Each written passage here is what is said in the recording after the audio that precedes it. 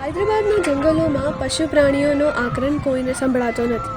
તેલંગાણાની કોંગ્રેસ સરકાર હૈદરાબાદમાં હૈદરાબાદ યુનિવર્સિટીના અનમત જંગલમાંથી 400 એકર જમીન સાફ કરવા માટે બુલડોઝર ચલાવી રહી છે, જેના પગલે પશુ પક્ષીઓ બેઘર બની પોતાના જંગલરૂપી ઘર છોડી ભાગી રહ્યા છે.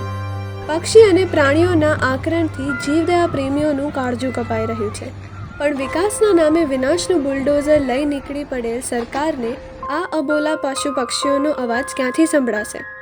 જંગલમાં સરકારી કહેવાતા વિકાસના આતંક સામે સેવ એનિમલ્સ, સેવ પ્લાન્ટ્સ અને #SaveHCU બાયોડાયવર્સિટીની મુહિમ શરૂ થઈ છે, જેમાં રોજે રોજ લોકો જોડાઈ મૂંગા પશુ પક્ષીઓનો અવાજ બનવાનો પ્રયાસ કરે છે. પણ શું આ અવાજ ભાન ભૂલેલા અને સત્તાના મધમાં ચકી ગયેલા સરકારના કાને સંભળાશે ખરો? આપનું શું માનવું છે? વિનાશના ભોગે વિકાસ જરૂરી છે? કમેન્ટ કરી આપનો મત વ્યક્ત કરો.